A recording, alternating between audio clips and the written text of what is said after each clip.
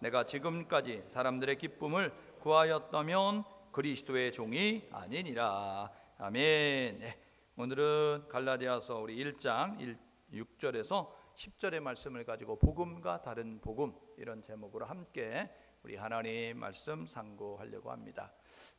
사복음서는요, 마태복음, 마가복음, 누가복음, 요한복음을 사복음서라고 이야기합니다. 이 사복음서에는 예수님의 탄생과 예수님의 세례, 예수님의 광야 시험, 예수님의 3년 반 공생에 이제 예루살렘과 갈릴리 또 주변 지역에 복음을 전하셨던 그러한 사역들을 기록을 하고 있어요. 그리고 예루살렘 입성과 예수님의 고난, 예수님의 죽음과 예수님의 부활까지를 소개하고 있는 책이 마태복음, 마가복음, 누가복음, 요한복음입니다. 마태복음은 유대인들을 대상으로, 마가복음은 이방인을 대상으로, 누가복음은 데오빌로 각하라고 이야기하는 그 당시에 권력을 가지고 있었던 한 사람에게 쓰여진 책이었고, 요한복음은 신이신데 인간의 몸을 입고 오셨다라는 그러한 것을 알려주기 위해서 쓴 그러한 책이지요. 이 사복음서가 예수님의 사역을 다루고 있다고 한다면, 사도행전은 예수님의 승천과 그리고 성령의 강림, 그리고 성령 강림으로 시작된 교회의 활동들을 우리에게 소개를 해주고 있습니다. 이 예루살렘 교회, 성령 강림으로 시작했던 예루살렘 교회, 그리고 예루살렘 교회 핍박과 환난을 통하여서 흩어졌던 사람들이 복음을 전함으로 말미암아 나중에 세워진 후발 교회였던 이 수리아 지역의 안디옥 교회를 통해서 이제 성령께서 어떻게 교회를 붙잡고 성령께서 믿음의 사람들을 어떻게 사용하셨는지를 이제 이야기를 하고 있습니다. 사도행전은 28장으로 이루어져 있는데 1장에서 12장까지 내용은 예루살렘 교회 속에 베드로를 비롯한 12명의 사도, 그리고 교회가 확장이 돼서 이제 7명의 집사님들을 이제 이렇게 활동했던 그 일들을 소개하고 있고요. 그리고 환난 때문에 이제 흩어졌던 사람들이 복음을 전하는 내용이 사도행전 8장에서 12장까지 내용 속에 기록이 되어져 있습니다. 그들은 유대 지역에, 그리고 사마리아 지역에, 그리고 갈릴리 지역에 복음을 전하여서 유대인들에게 복음을 전하였어요.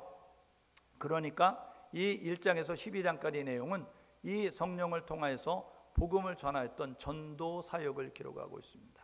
그런데 사도행전 13장에서 28장까지 내용은 이제 환난 때문에 흩어졌던 사람들이 저 이방 지역이었던 수리아 안디옥에도 복음이 전달됨으로 말미암아 그 속에 이방인들이 복음을 듣고 예수를 믿게 되어졌어요.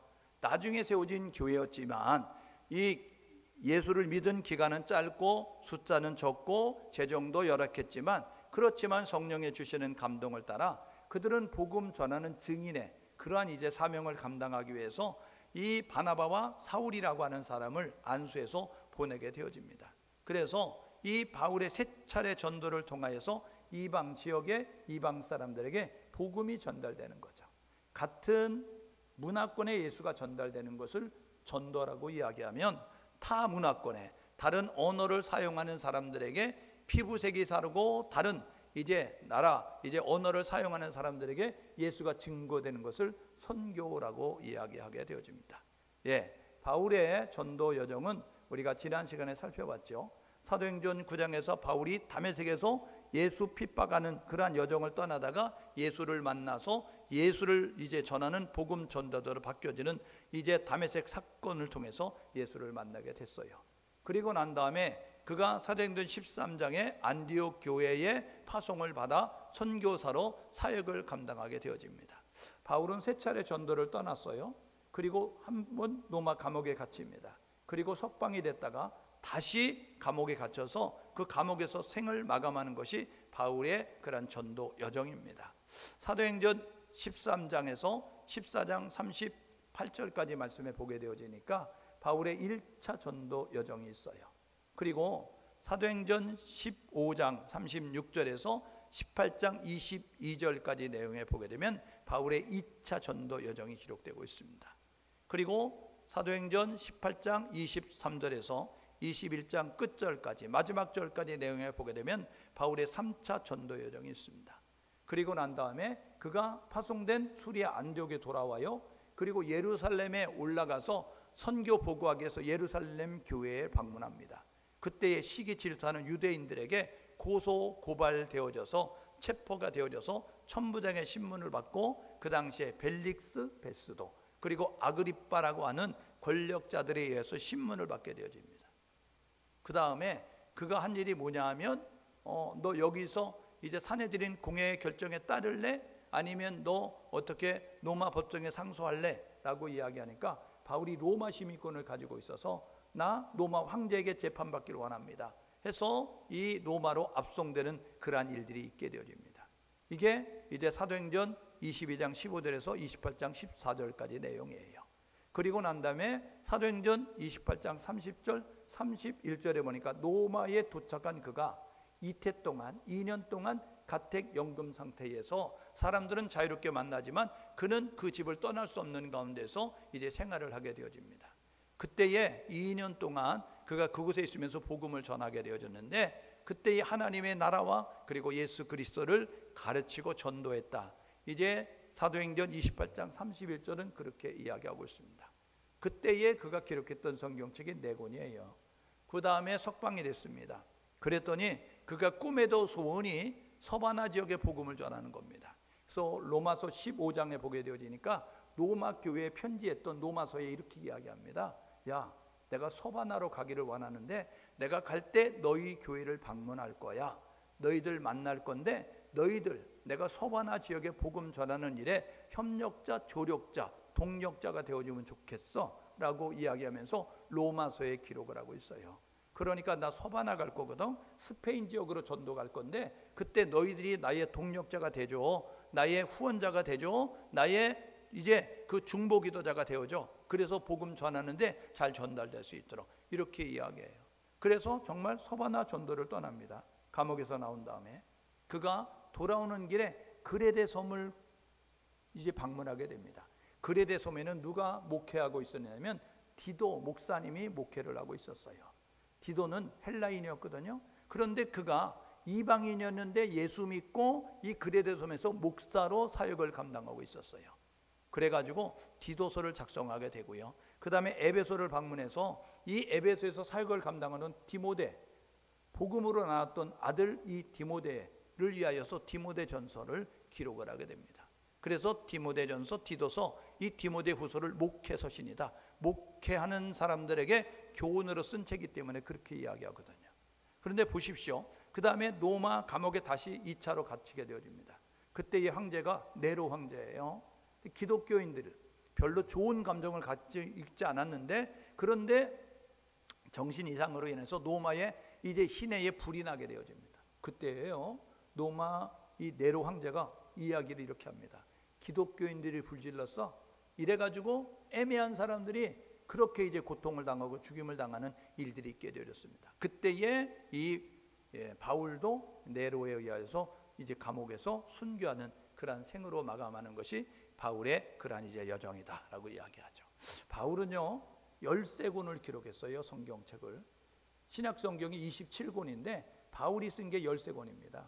그런데 우리가 외우기 좋게 이렇게 바울이 기록을 했어요. 1차 전도 떠났을 때 1권, 2차 전도 떠났을 때 2권, 3차 전도 떠났을 때 3권, 그리고 감옥에 갇혔을 때 4권, 그리고 서바나로 전도 갔을 때 2권, 그리고 2차 감옥에 갇혀서 죽게 되었을 때 1권. 그래서 1, 2, 3, 4, 2, 1 이래서 13권을 기록을 하게 되어졌습니다. 여러분 갈라디아 이제 오늘 갈라디아서를 읽었잖아요. 이 갈라디아서는 어디냐면 이 갈라디아 지역은 2 지역으로 이렇게 설명이 되어집니다. 첫 번째가 어디냐면 북쪽에 갈라디아 왕국이 있는데 앙카라를 중심으로 했던 그 땅이에요.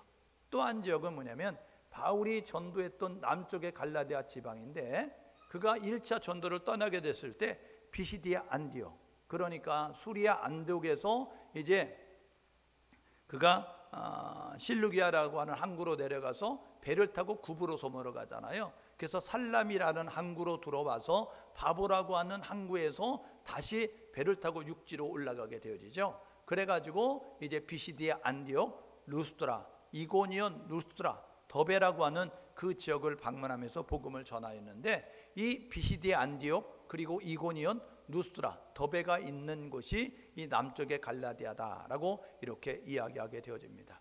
그런데 많은 사람들은 이 바울이 이 1차 전도를 떠났던 이곳이 이제 바울이 갈라디아를 방문한 지역이다라고 이야기합니다. 보십시오. 이곳에 보게 되면 이게 북갈라디아 설이거든요. 이게 뭐냐면 이 갈라디아 왕국이 이곳에 있었는데 로마가 지배하기 전에 이곳에 있었는데 바울이 이것을 방문했다. 성경 소수 학자들은 이렇게 이야기합니다. 성경 학자들 가운데 소수가 주장하는 이론이고요. 다수는 이렇게 이야기합니다. 남갈라디아. 그러니까 바울이 이곳에서 배를 타고 와서 복음을 전하게 되어졌는데 피시디아 안디옥 그리고 이고니온과 루스트라, 더베라고 하는 이 지역 1차 전도했던 이 지역이 갈라디아 지역이다라고 이렇게 이야기하게 되는 거죠. 실질적으로는 이 부분을 다 갈라디아 지방으로 이야기하는데 성경학자들은 북갈라디아서를 주장하게 될 때는 남갈라디아서를 주장할 때는 이렇게 이곳을 방문했다라고 이렇게 이야기하게 되죠. 그런데 보십시오. 갈라디아 교회는 바울이 1차 전도 때 방문했던 지역, 그리고 그때 세워진 교회가 갈라디아 교회입니다. 갈라디아서는 언제 기록했냐? 성경학자들은 북이스라엘 이제 갈라디아 남 이제 갈라디아를 이렇게 나누게 되어질 때에 다르게 설명을 합니다. 갈라디아 지방을 방문했다라고 이야기하는 사람들은 3차 전도 때 기록했다라고 이야기하거든요. 그래서 AD 56년에 바울이 3차 전도를 마치고 에베소에서 갈라디아 교회에 편지 쓴 것이 갈라디아서다라고 이야기합니다. 이게 성경학자들의 소수의 이론이고, 다수는 이제 바울이 1차 전도를 마치고 수리아 안디옥 자기를 파송했던 모교회에 와서 그래가지고 선교 보고하려고 하는데 갈라디아 지방의 교회들의 소식을 듣고 그래서 기록할 이제 편지를 보낼 필요성을 느껴서 기록한 것이 갈라디아서다라고 이야기하죠. 그래서 이 1차 전도 때 썼다고 성경학자들이 기록할 때 그렇게 말을 할 때는 AD 49년에 기록됐고 기록 장소는 수리아 안디옥이다라고 이야기하고요. 3차 전도 때 기록됐다라고 이야기하는 사람들은 AD 56년이고 그럼 에베소에서 기록했다라고 이야기합니다. 근데 다수는 1차 전도 때 기록했다라고 하는 것이 성경학자들의 다수의 주장인 것이죠. 보십시오. 오늘 이 갈라디아서를 기록한 그 목적이 있습니다. 갈라디아서를 왜 기록했을까? 갈라디아 교회가 세워졌는데, 그런데 이 바울이 가서 복음을 전할 때 바울이 전한 복음은 간단했어요. 예수가 그리스도다, 예수가 메시아다, 예수가 구원자다, 예수를 부르면 예수를 믿으면 구원받는다라고 이야기하면서 누구든지 주의 이름 부르면 구원받고 누구든지 주 예수를 믿으면 구원받는다, 예수 믿고 구원받자, 예수 믿고 천국 가자라고 이야기해서 그 사람들이 예수 믿겠다라는 모습을 가졌어요. 바울이 전한 것은 아주 간단합니다. 우리는 다 죄인이야. 그런데 하나님이 우리를 사랑해서 죄를 해결하기 위해서 예수님을 보내주셨어. 그분이 우리를 위해서 십자가에 고난받고 죽으셨어. 그분이 흘리신 보혈이 우리의 죄를 씻어. 그러니까 예수가 우리를 위해서 십자가에 죽으셨다는 사실을 믿고 예수의 보혈의 공로로 우리가 제사함을 받는다라는 사실을 믿으면, 그리고 예수는 3일 만에 부활하셨거든. 그런데 고린도서 15장 20절에 보게 되어지니까 부활의 첫일배가 예수 그리스도, 요한복음에 보게 되어지니까 나는 부활이요 생명이니 나를 믿는 자는 죽어도 살겠고 살아서 나를 믿는 자는 영원히 죽지 아니하리라 말씀하셨던 그 예수 그리스도, 그분을 믿으면 우리가 구원받아 라고 이야기하는. 그런데 그 갈라디아 지방의 교회의 성도들은요 다른 복음을 받아들이고 있었다는 거예요. 왜요? 바울이 복음을 전하고 떠난 다음에 유대교를 신봉하는 유대인들이 그곳을 방문했다가 예수 믿으면 구원받는다라고 이렇게 신앙생활하는 갈라디아 교인들을 보면서 이렇게 이야기하는 거예요. 너희들 예수 믿는다고 구원받는 것 같으냐? 그거로는 부족해. 우리는 유대인인데 하나님을 섬기는 백성인데 우리는 난지 8일 만에 할례를 행한다? 너희들 할례 받지 않으면 구원 못 받아, 이렇게 이야기하는 거죠. 너희들 예수 믿는다고 구원받는다고 생각하니? 우리는 선택받은 백성인데 유대인들은 모세를 통해서 하나님께서 시내에서 주신 613가지 10계명이 20계명을 포함한 율법이 있어. 우리는 그 율법을 지키며 이제 우리가 구원받는다고 생각해 라고 이야기하는 거예요. 그러면서 그들이 이야기하는 거예요. 무슨 착한 일을 해야, 선행을 해야 구원받을 수 있어 라고 이야기하는 거예요. 믿음이 아직 여튼 그 상황 가운데 있었던 갈라디아 교인들은요, 우리는 예수 믿은 지 몇 년밖에 안 됐는데 저 유대인들은 자자손손 대대로 예수를 믿었대. 수천 년 동안 예수를 믿었대. 하나님을 믿는 사람들이래. 그런데 그들이 하는 소리가 예수만 부른다고 믿는다고 구원받는 게 아니라 착한 일을 해야 되는데, 율법을 지켜야 되는데, 할례를 받아야 되는데, 그러니까 쟤들이 하는 말이 오질 거야. 이런 모습을 가지고 흔들리는 거예요. 예수를 통한 구원이 아니고, 예수를 통한 구원이 아니라 예수를 믿는 것으로 그쳐지지 아니하고 플러스 알파. 그래서 행위가 따라야 된다, 행동이 수반돼야 된다 라는 모습을 가지고 그것을 따르게 되어지는 거예요. 그래서 이 갈라디아서를 기록할 목적이 있는 거예요. 여러분, 구원은요, 예수 그리스도를 부르면 구원받습니다. 예수 그리스도를 믿으면 구원받는 거예요. 예수님이 십자가에 달릴 때 좌우편에 십자가에 같이 달렸던 강도들이 있습니다. 그때에 한편의 강도에게 예수님 말씀하죠. 너 오늘 나와 함께 낙원에 이를 것이다 라고 이야기하거든요.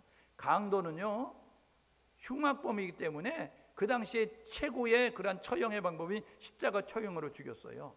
그런데 사회에 격리되고 사람들을 다시 만날 수 없도록 사형에 처해지는 그가 천국 갔다니까요. 왜요? 그가 한 일은 뭐냐면 착한 일을 한 게 아닙니다. 그가 한 일은 뭐냐면 예수를 오래 믿은 게 아닙니다. 그가 한 일은 뭐냐면 교회 속에서 뭐 오래 신앙생활한 게 아니라고요. 그는 죽는 순간에 이렇게 말했습니다. 한편에 있는 강도에게 이야기하기를, 여보게, 우리는 지은 죄 때문에 죽는 게 당연하네. 그런데 이분은 죄가 없으셔. 그런데 이분은 죄가 없는데 우리의 죄를 위해서 십자가 지시는 거야. 그러면서 예수님, 당신의 나라가 임하면 나를 기억해 주십시오. 나도 당신의 나라에 갈 수 있다고 한다면 나를 좀 받아주십시오. 이런 모습을 가지고 이야기하게 되니까 예수님께서 너 오늘 나와 함께 낙원에 이르를 것이다 라고 이야기했어요. 여러분, 천국 간 강도는요, 착한 일을 해서 간 것이 아닙니다. 천국 간 강도는요, 예수를 오래 믿었기 때문에 천국 간 것이 아니고요, 고백을 했기 때문에, 주를 향한 믿음의 고백, 주를 향한 이제 그러한 믿음의 고백을 드림으로 말미암아 그렇게 하나님을 인정하고 고백함으로 그가 이제 천국 가는 그러한 은혜를 덧입게 되어졌다는 거예요. 여러분, 우리는 구원은요, 누구든지 주의 이름 부르면 구원받습니다. 여러분, 로마서 10장 13절에 보니까 누구든지 주의 이름 부르면 구원받는다. 여기엔 누구든지는 남자든지 여자든지 동양인이든지 서양인이든지 어른이든지 아이든지 가난한 사람이든지 부한 사람이든지 권력이 있든지 없든지 병든 자든지 건강한 사람들이 차별두지 않냐고 누구든지 주 예수가 그리스도다, 예수가 구원자다, 이런 사실을 고백하게 되면 구원받는다라고 이야기합니다.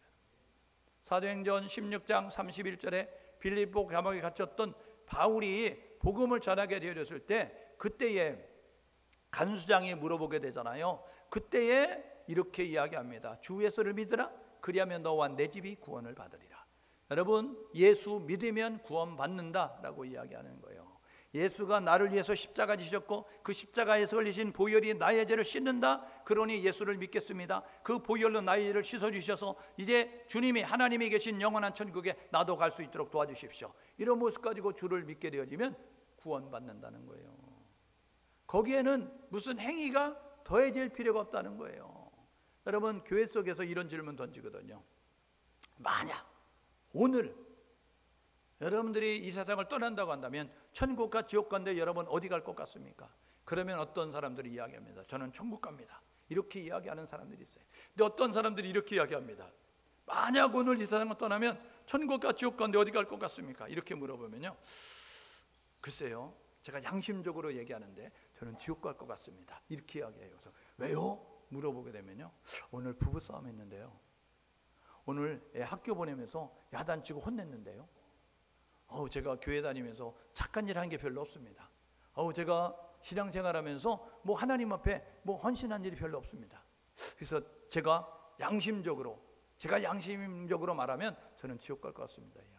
그건 하나님을 굉장히 슬프게 만드는 일이고, 그건 믿음을 이제 말씀을 잘 모르기 때문에 여러분들이 하는 소리예요. 성경은 우리에게 이야기합니다. 행위로 구원받는 것이 아니라고. 여러분, 그래서요, 이렇게 이야기하거든요. 에베소서 2장 8절에 보니까 너희가 그 은혜를 인하여 믿음으로 말미암아 구원을 얻었나니 이것이 너희에게서 나는 것이 아니고 하나님의 선물이라. 에베소서 2장 9절은 행위에서 나는 것이 아니니, 행동을 통해서 얻은 것이 아니니 이는 누구든지 자랑치 못하게 하려 합니다. 여러분, 우리가 선행을 통해서 구원받았다면 자랑할 것이 있습니다. 내가 교회 오래 다녀가지고 구원받았다면 자랑할 것이 있어요. 내가 교회에 뭔가를 많이 해놨기 때문에 구원받았다면 자랑할 것이 있습니다. 그런데 행위로 구원받는 것이 아니라는 거예요.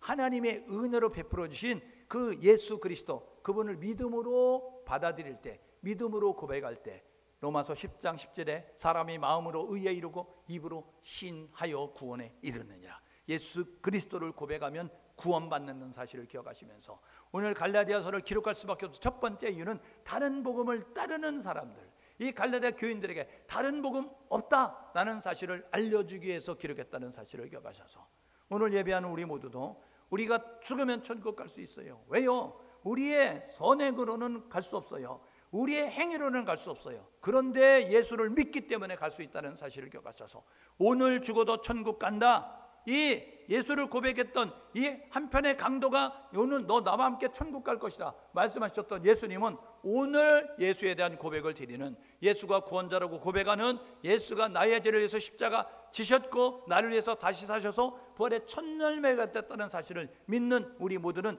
천국감에 부족함이 없다는 사실을 기억하셔서 저와 여러분 모두가 복음 대신 예수 그리스도 올바로 믿고 나아갈 수 있는 우리 모두 될 수 있기를 주님의 이름으로 축복합니다. 그래서 이 갈라디아서를 기록한 두 번째 목적이 있습니다. 그거는 뭐냐면 구원받은 성도는 이렇게 사는 거야 라는 것을 알려주기 위해서 그런 거예요. 여러분, 오늘 읽었던 1장 10절에 이야기하죠. 사람을 기쁘게 하랴, 하나님을 기쁘게 하랴. 내가 사람을 기쁘게 하면 그리스도의 종이 아니다 라는 모습을 가지고 있어요. 사람들은요, 사람을 의식하며 삽니다. 왜요? 하나님은 안 보이는데 사람은 보이거든요. 그러니까 사람들은 사람을 의식하며 삽니다. 가면 쓰고 살아요. 사람들을 의식하고 산다고요. 그래서 이제 사람들이 있으면 안 그런 척하고 친절한 척하고 착한 척하고 그런 모습을 가지고 나가거든요. 근데 사람이 없으면 자기의 그런 일의 본성대로 살아가는 그런 모습을 갖게 되어지거든요. 믿음의 사람은 다르게 산다는 거예요. 믿음의 사람은 사람을 의식하는 것이 아니라 하나님을 의식하며 사는 겁니다. 여러분, 창세기에 보게 되어지니까 그 보디발의 아내, 여러분 그 요셉과 단둘이 있었을 때 이렇게 이야기하죠. 요셉, 우리 단둘이 있네, 아무도 없네, 우리 이제 즐거운 시간 가질까? 이렇게 보디발의 아내가 유혹할 때에 그때의 보디발이, 그 요셉이 이야기하죠. 하나님 앞에서 내가 어찌 득제하리까? 여러분, 보디발의 아내는 단둘이 있다고, 자기와 요셉만 둘이 있다고 생각했는데, 그런데 이 요셉은 그 보디발의 아내와 자기 사이에 지금 하나님이 계시다는 것을 이제 의식하고 하나님이 계시다는 것을 계산해 두고 말하기 시작했어요. 오늘 저와 여러분 모두가 해야 될 뭐냐면 사람보다 하나님을 의식할 수 있는 믿음의 사람이 될 수 있기를 주님의 이름으로 축복합니다. 그래서 사람이 없는 곳에서도 믿음의 사람은 진실하게 사는 거예요. 사람이 없는 곳에서도 믿음의 사람은 착실하게 사는 거예요. 왜요? 하나님이 보시니까. 시편 121편에 이렇게 이야기하죠. 하나님은 졸지도 주무시지도 아니하시고 24시간 불꽃 같은 눈으로 우리를 살피고 계시다고요. 그러므로 저와 여러분 모두가 해야 될 뭐냐면 하나님을 의식하며 믿음의 순수성을 지키며 믿음에 걸맞는 행동을 하며 사는 우리 모두가 되어질 때에, 그때에 하나님이 기뻐하는 삶을 살 수 있다는 사실을 기억하셔서 그렇게 살아갈 수 있기를 주님의 이름으로 축복합니다. 여러분, 복음이 뭔지 알죠? 복음은 복복자의 소리음자 씁니다. 영어로는 굿뉴스 이렇게 이야기합니다. 복음은 복된 소식이고, 복음은 기쁜 소식이고, 복음은 좋은 소식입니다. 여러분, 이 복음이 이제 뭐냐 하면 이 복되고 기쁘고 좋은 소식인데 왜 그러냐면요, 모든 사람은요 문제가 있습니다. 문제가 없는 사람은 아무도 없어요. 다 문제를 가지고 있습니다. 근데 문제 때문에 힘들고 어렵고 괴로운 거예요. 아픈 거예요. 불편한 거예요. 그런데 이 복음이 들려지면 이 복음을 받아들이는 순간 문제가 사라지는 거예요. 복음이 뭐냐면요, 인간의 모든 문제를 해결하신 예수 그리스도의 십자가 승리가 복음입니다. 모든 문제를 가진 인간들에게 예수 그리스도가 십자가에서 문제를 다 담당하셨기 때문에, 그래서 이 예수 그리스도가 우리에게 복음이 되는 거예요. 그래서 예수 그리스도가 이 땅에 오신 예수 그리스도의 탄생, 복음이고요, 예수 그리스도의 고난과 죽음이 복음이고요, 예수 그리스도의 부활이 복음이고요, 예수 그리스도의 승천이 복음이고요, 예수 그리스도의 재림이 복음인 거예요. 왜요? 예수가 이 땅에 오시니까 우리가 살 수 있는 길이 열려지는 거예요. 예수가 우리를 위해서 고난 받으시니까 이사야서 53장 여러분 4절 5절에 이야기하죠. 그가 찔림은 우리의 허물을 인함이고 그가 상함은 우리의 죄악을 인함이라. 그가 징계를 받음으로 우리가 평안을 누리고 그가 채찍의 마음 맞음으로 말미암아 우리가 나음을 입었도다 라고 이야기합니다. 이사야서 53장 6절 이렇게 이야기합니다. 하나님께서 우리 무리의 죄악을 그에게 담당시키셨도다.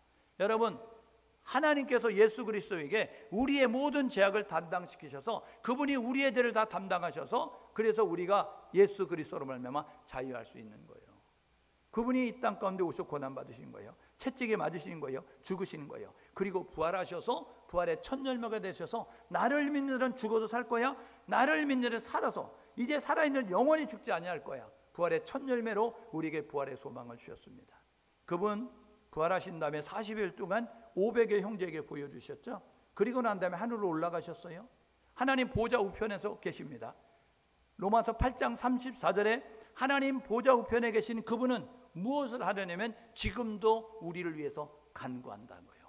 우리를 위해서 중보 기도하고 있다고요. 그래서 우리가 구원받을 수 있는 것이고 이제 우리가 승리하는 삶을 살 수 있는 것은 지금도 하나님 보좌 우편에서 졸지도 주무시지도 아니하시는 하나님, 여러분 우리 주변에 우리 가족들이, 우리 부모가, 우리 형제가, 우리 이웃이, 우리 믿음의 지인들이 나를 위해서 기도해 주죠. 그런데 그 사람들은 잘 때가 있어요. 연약한 육신을 가지고 있기 때문에 바쁘면 기도 못할 때가 있다고요. 그런데 24시간 나를 위해서 기도하는 분이 계시다고요. 졸지도 주무시지도 아니하시는 그분, 하나님 보좌 우편에 계신 예수 그리스도, 로마서 8장 34절에 보게 되어지니까 우리를 위해서 친히 간구하신다 라는 사실을 기억하셔서 오늘도 누군가 나를 위해 기도하고 있는데 사람이 아닌 하나님인 예수 그리스도가 나를 위해서 기도하고 있다는 사실을 기억하셔서 저와 여러분 모두가 인생의 문제에 해답되시는 예수 그리스도, 그리고 인생의 죄에서 사망에서 건져주시는 예수 그리스도, 그분을 바라보고 그분을 믿고 그분을 부를 수 있는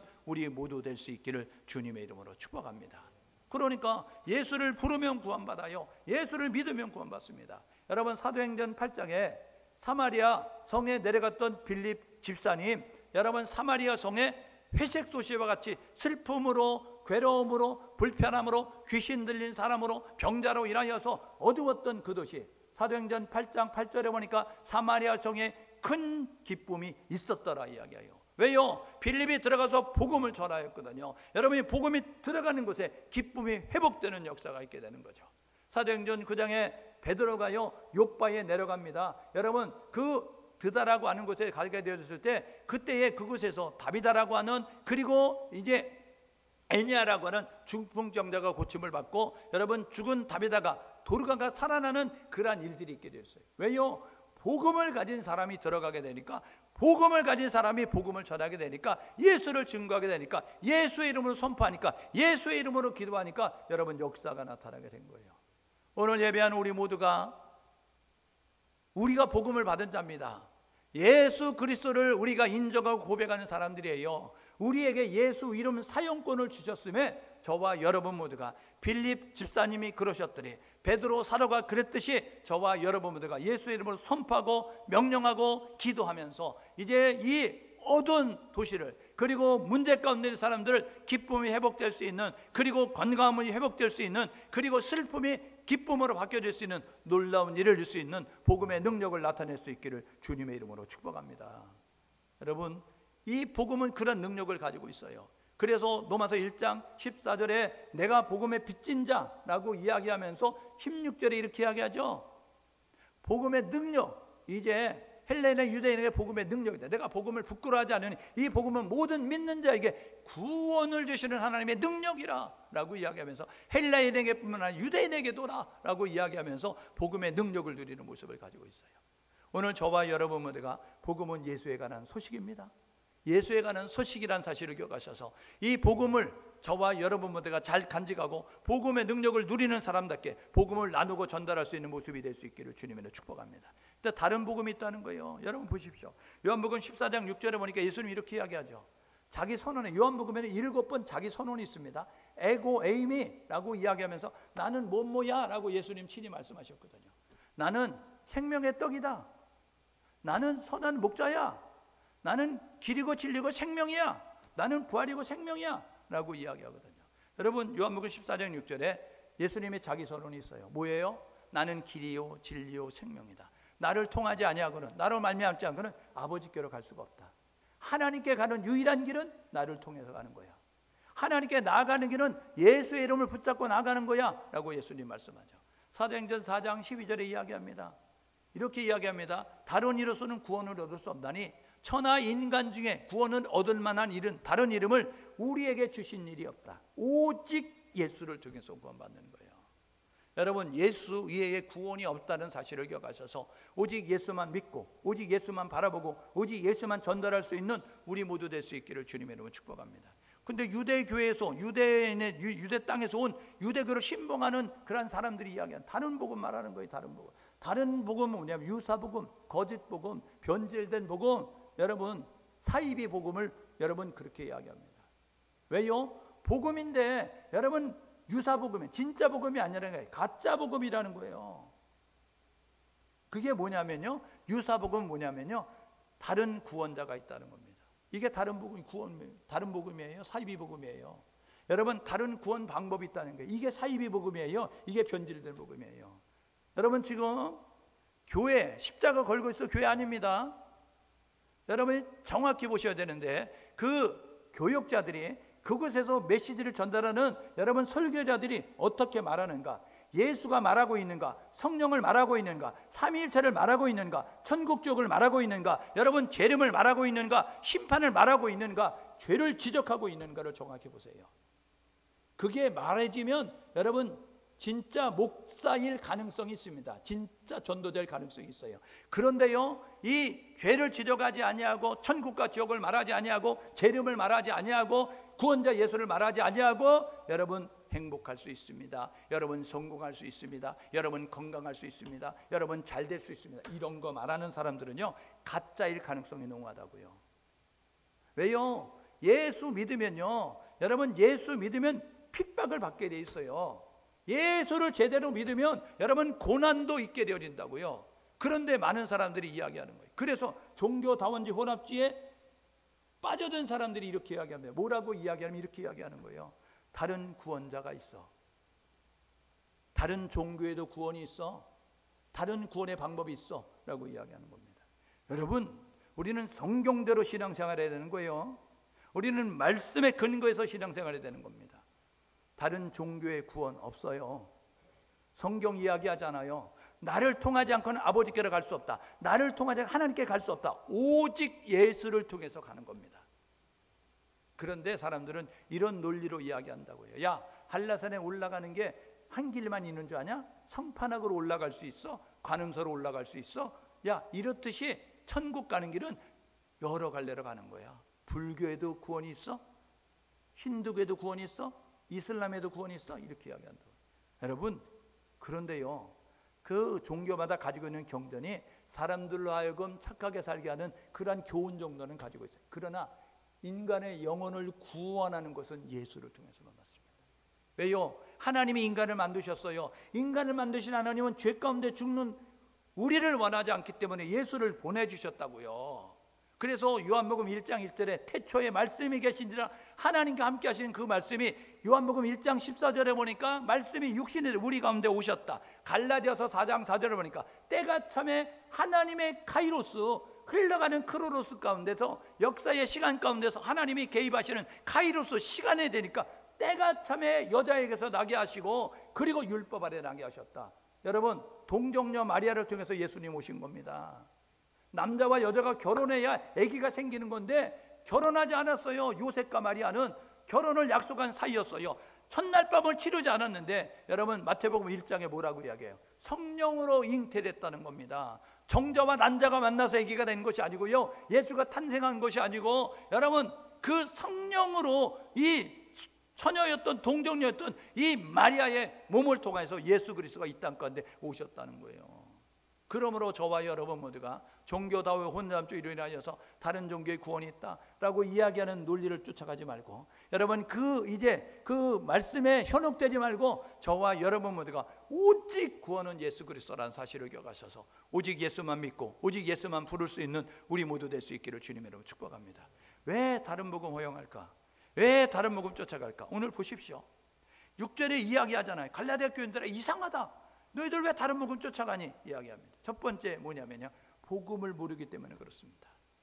여러분, 오늘 예배하는 우리 모두는 복음이 무엇인지를 알 수 있기를 주님으로 축복합니다. 복음은 예수 그리스도예요. 예수 그리스도가 우리를 구원하셨습니다. 두 번째, 여러분 왜 다른 복음을 허용하냐면요, 이 자신의 생각에 매이기 때문에 그렇습니다. 아, 뭔가 부족하다, 불러서만 구원받는다니 좀 이상한데, 믿어서만 구원받는다니 좀 이상한데, 이렇게 하갑니다. 아니요, 하나님이 말씀하셨어요. 여러분, 우리는 불완전하고 하나님은 완전합니다. 우리는요, 불완전한데 완전하신 하나님이 말씀하셨어요. 누구든지 주의 이름 부르면 구원받는다고, 누구든지 주 예수를 믿으면 구원받는다고. 여러분, 예수 부르면 구원받습니다. 예수 믿으면 구원받아요. 요한계시록 22장 18절 19절에 이렇게 이야기합니다. 예언의 말씀을 더하지 마라. 더하면 재앙을 더할 거야. 예언의 말씀에 너 생각 가미하거나 이제 덧칠하지 말라는 거예요. 만약에 예언의 말씀 너희가 빼버리면 생명책에서 너 이름 빼버릴 거야 이야기하는. 신명기 4장 2절에도요, 가나안 땅에 들어가는 이스라엘 백성들에게 모세를 통해서 이렇게 이야기합니다. 하나님의 말씀 가감하지 마라. 하나님의 말씀 덧칠하지 말라는 거예요. 하나님의 명령은 그대로 예, 아멘하고 따라가는 모습을 가져야지, 내가 볼 때는, 내가 생각하기에는 자기 생각을 가미하지 말라는 거예요. 부족하다는 생각 갖지 말라는 거예요. 하나님 말씀하셨으니 그 말씀은 그대로 성취된다는 사실을 기억하셔서 그 말씀대로 행동하는 거예요. 세 번째, 왜 다른 복음 쫓아가냐? 왜 다른 복음 따라가냐? 욕심에 매여서 그렇다는 거예요. 여러분, 이 요한계시록에 에베소, 서머나, 버가모, 두아디라, 사데, 빌라델피아, 라오디게아 7교회 나오거든요. 그런데 여러분, 그 교회, 에베소 교회에 나왔던 것이 니골라당의 교훈을 쫓아가는 겁니다. 니골라가 누구냐면 초대교회 7집사 선택할 때 동명이인으로 나와요.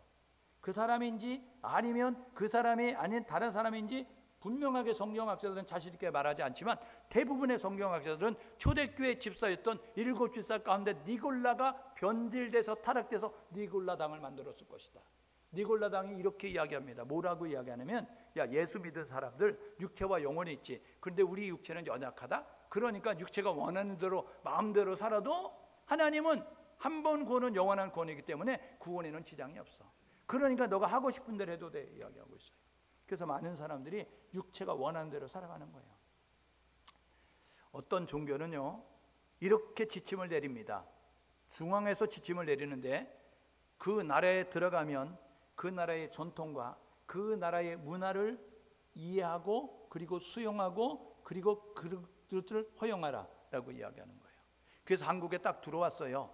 한국에 들어와서 포교하려고 보니까 한국에는 뭐가 있냐면 제사제도가 있습니다. 한국에는 뭐가 있냐면 주초가 있는 거예요. 술, 담배가 자유로운 거예요. 그러니까 그 집단에서는 어떻게 전도하느냐면, 우리는 제사 드려도 된다. 우리는 술 먹어도 된다. 우리는 담배 펴도 된다. 교회에 나와도 된다. 이렇게 이야기하는 거예요.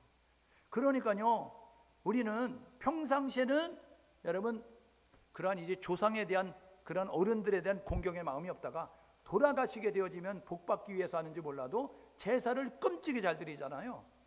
그런데요, 이 제사를 드리는 것이 자유롭다고 이야기하니까, 그러니까 많은 사람들이 그쪽으로 우르르 몰려가는 거예요. 우리 교회에는 나오면 뭐라 그러면 제사 드리면 안 됩니다. 왜요? 고린도전서 10장 20절에 보게 되면 이렇게 이야기합니다. 이방인이 제사하는 거는 귀신에게 하는 거야. 이렇게 이야기합니다. 제사는 귀신에게 하는 거야. 이렇게 이야기하거든요. 그래서 제사 드리지 말라고 이야기하는 거예요. 기독교는요, 효도의 종교인데 살아있을 때 잘하라는 거예요. 부모를 공경하라는 거예요. 살아있을 때 자주 찾아뵙고 용돈도 주고, 그리고 이제 함께하는 모습을 가져라. 죽은 다음에 소용없으니 살아있을 때 잘하라 라고 이야기하는 거예요. 그런데 그렇게 이야기하는 거예요. 제사를 허용하는 거예요. 그 다음에 뭐라고 이야기하냐면, 야, 술, 담배 자유로워 이야기하는 거예요. 교회 나오니까 뭐라 그러면 술 먹으면 안 돼, 담배 피우면 안 돼, 이렇게 이야기하거든요. 그러니까 아이고 술 먹지 말래, 담배 먹지 말래, 그렇게 되어지니까 술 먹는데 담배 피는데 가는 거예요. 여러분, 이게 니골라당과 같은 거예요. 왜요? 여러분, 요한복음 3장 16절 아세요? 사랑의 하나님, 하나님이 세상을 이처럼 사랑하사 독생자를 주셨는데 누구든지 멸망당하지 않고 영생을 얻도록 그렇게 사랑의 하나님이 독생자셨습니다. 여러분, 그 하나님이 고린도전서 3장 16절에 이렇게 이야기합니다. 너희가 하나님의 성전인 것과 너희 안에 하나님의 성령이 있는 거 알지 못하냐? 라고 이야기하면서 고린도전서 3장 17절에 이렇게 이야기합니다. 만일 누구든지 성전 더럽히면 내가 멸하리라, 하나님 말씀하셨다고요. 저와 여러분 모두가 해야 되면 하나님의 성전된 우리, 그리고 하나님의 성령을 모신 우리는 거룩함을 유지해야 되는 거예요. 술, 담배, 여러분 그거 먹는다고, 여러분 안 먹는다고 죽고 사는 문제가 아니라는 거예요. 그건 우리의 기호일 뿐이고, 그건 우리의 취미생활일 뿐이지, 여러분 그게 먹어서, 그게 마셔서 우리가 생존한다고 한다면 하나님이 먹으라고 했을 거예요. 그런데 술은 우리의 생존에, 여러분 담배는 우리의 생존에 여러분 필수한 것이 아니기 때문에 술 먹지 말라, 담배 먹지 말라고 이야기하는 거예요. 하나님 우리에게 이야기하죠. 레위기 19장 2절에 뭐라고 이야기하면 내가 거룩하니 너희도 거룩하라, 하나님이 이렇게 말씀하고 있는 것입니다. 저와 여러분 모두가 욕심에 끌려 살아가는 사람 되지 말고 우리의 욕심을 십자가에 못 박는 그런 성도가 될 수 있기를 주님의 이름으로 축복합니다. 갈라디아서 5장 24절에 이렇게 이야기합니다. 그리스도 예수의 사람들은 육체를 십자가에 못 박는, 그리고 정욕을 십자가에 못 박는, 탐심을 십자가에 못 박는 그러한 사람이다 라고 이야기하고 있습니다. 그러니까 여러분들이 매일 아침 해야 할 일은 뭐냐면 여러분의 육체를 십자가에 못 박고, 여러분의 정욕을 십자가에 못 박고, 여러분의 탐심을 십자가에 못 박는 일을 지속해야 되는 거예요. 왜요? 그것을 못 박지 않으면 내가 살게 되면 죄에 끌려 살아가는 겁니다. 야고보서 1장 15절에 욕심이 잉태한 즉 죄를 낳고 죄가 장성한 즉 사망을 낳느니라 라고 이야기하고 있어요. 저와 여러분 모두가 욕심을 십자가에 못 박아야 합니다. 그리고 우리의 끓어오르는 탐심들, 그 정욕들을 십자가에 못 박는 모습을 가져야, 그래야 다른 복음을 쫓아가지 않는 모습을 가지고 살아갈 수 있는 거예요. 오늘 예배하는 우리 모두 이렇게 결단하고 사셔야 됩니다. 복음이 무엇인지 아십시오. 복음은 예수 그리스도예요. 구원자인 예수 그리스도입니다. 복음을 믿고 불러야 하는 거예요. 예수를 믿고 불러야 하는 것입니다. 두 번째는요, 다른 복음에 속지 마십시오. 다른 복음은 없습니다. 예수 위에 구원이 있다, 예수 위에 천국 가는 방법이 있다, 아니요. 오직 예수를 통해서만 가는 거예요. 세 번째는 뭐냐면요, 하나님을 기쁘게 하는 삶을 살아가십시오. 하나님이 원하는 삶을 살아가야 된다고요. 하나님께 영광 돌리는 모습 가지고 삶을 살으셔야 된다고요. 우리 추석 연휴 맞이하잖아요. 원근각제 사랑하는 가족, 친지, 이웃들 다 흩어져 있다가 지금 한자리에 모이게 되어졌습니다. 예수 믿는 우리가 해야 될 일은 뭐냐면, 예수를 모르는 사람들에게, 여러분 문제가 없는 인생은 없어요. 다 문제 있다니까요. 안 그런 척하고 그런 모습을 가지고 있어요. 다 문제를 가지고 있습니다. 여러분, 자녀를 키우면요, 자녀가 어릴 때는요, 학교를 보내는 문제 때문에, 그 다음에 직장을 가는 문제 때문에, 군대를 가는 문제 때문에, 직장 가면요, 그 다음에는 여러분 결혼 문제 때문에, 결혼하고 나면 끝나는 게 아니라 결혼할 때에 어떤 좋은 사위를 만나야 되는데, 좋은 며느리를 얻어야 되는데, 이런 모습 가지고 있다가요, 결혼하고 나면 그걸로 끝나냐? 아니요. 끝나가는 게 아니라 결혼하고 나면 손자, 손녀가 또 태어나고요, 그 자녀들 잘 태어나서, 그리고 그 자녀들이 건강하게 자라가야 되는데, 세상은 험하고 악하니까 이 자녀들 잘 돼야 되는데, 그래서 좋은 선생님 만나야 되는데, 이런 모습 가지고 끊임없이 여러분 염려하고 걱정한다고요. 그리고 건강해야 되는데, 그리고 생활 속에 불편함이 없어야 되는데, 여러분 자녀 키워가면서 자녀들 2-3명 있는 자녀, 이제 부모님은요, 자녀들 바라보면서 이 자녀는 잘 되는데 이 자녀가 좀 치우쳐봐요. 그러면요, 그것도 기도 제목입니다. 그것도 여러분 염려거리가 되는 거예요. 여러분 마치 그 두 아들이 있는데 집신장수와 우산장수 있는 여러분 그 부모, 그 아들을 둔 부모가 여러분 매일 가슴 졸이는 거 아니에요? 날씨가 맑으면 집신 잘 팔아가지고 집신장수 잘 되는데 우산장수는 장사 안 되니까 염려되는 거 아니에요? 비가 오면요, 우산장수 잘 되니까 이 아들은 잘 되는데 집신장수 장사 안 되니까 여러분 가슴 졸이는 것처럼, 저와 여러분 모두가 모든 인생은요 다 염려과 걱정이 있어요. 여러분 이 추석 연휴에 가족들 만나잖아요. 이때에 할 일은 뭐냐면, 혹시 너희들 힘든 일이 있거나 너희들 어려운 일이 있거나 세상이 안 되고 사람이 안 되는 일이 있어? 그러면 예수를 불러봐, 예수를 믿어봐, 예수를 찾아봐. 그러면 예수 안에 답이 있다, 예수 안에 해답이 있다, 예수 안에 해답이 있다라고 이야기해 주는 모습을 가져서 복음을 전할 수 있는 우리 모두 될 수 있기를 주님의 이름으로 축복합니다. 그들이요 문제를 가지고 있어요. 근데 문제를 사람이 해결할 수 없고 내가 해결할 수 없고 세상이 해결할 수 없을 때, 그때에 누군가 해준 예수를 불러봐, 예수를 믿어봐, 그 소리가 기억나서 예수를 찾고 부르는 거예요. 누구든지 주의 이름으로 부르면 구원받습니다. 누구든지 주 예수를 믿으면 구원받는 거예요. 이 추석 연휴는요 하나님께서요 자기들이 자비를 들여가지고 모이게 만들었어요. 모인 가운데서 믿음의 사람들인 우리를 통하여서 복음이 전달되기 원한다는 사실을 기억하셔서 복음을 전할 수 있는 귀한 계기가 될 수 있기를 주님의 이름으로 축복합니다. 다른 복음 없어요. 오직 예수를 통해서 구원받아요. 그리고 하나님을 기쁘게 하는 삶을 사십시오. 로마서 14장 18절에 보게 되니까, 로마서 14장은요 로마서 11장까지는 교리에 대해서, 12장부터 이제 16장까지는요 이제 행동, 생활편에 대해서 이야기하는 거 아닙니까? 그런데 로마서 14장 18절에 보게 되니까 하나님을 기쁘게 사람들에게 칭찬을 받는 자로 살아라 라고 이야기하고 있어요. 여러분 하나님을 기쁘게 하는 것이 무엇입니까? 히브리서 11장 6절, 믿음으로 행동할 때 하나님 기쁘게 합니다. 믿음으로 살아갈 때 사람들에게 칭찬을 어떻게 받아요? 양보하고 희생하고 헌신하고 섬기고 낮아지면 여러분 사람들에게 칭찬을 받습니다. 이 추석 연휴 기간 동안에 믿음의 사람들 낮아지십시오. 섬기시라고요, 희생하시라고요, 양보하시라고요, 선한 영향력을 발휘하면서 그리스도의 향기를 바라는 모습 가지고 나아갈 수 있는 모습으로 삶을 사셔서 추석 연휴 건강한 모습 가지고 믿음의 사람답게 하나님을 예배하고 하나님을, 예수를, 그리스도를 증거하고 그리고 그리스도의 향기를 바라면서 살아갈 수 있는 귀한 이제 추석 연휴가 될 수 있기를 주님의 이름으로 축복합니다. 이제 오늘 함께 마음을 모두 기도하게 해요. 다른 복음은 없습니다. 오직 예수 그리스도가 진짜 복음이에요. 바른 복음이라고요. 다른 복음이 아니라 바른 복음, 진짜 복음, 참 복음이라고요. 하나님 예수 그리스도만 증거하고 예수 그리스도만 믿고 예수 그리스도만 전달하며 사는 우리 모두가 될 수 있도록 인도하여 주옵소서.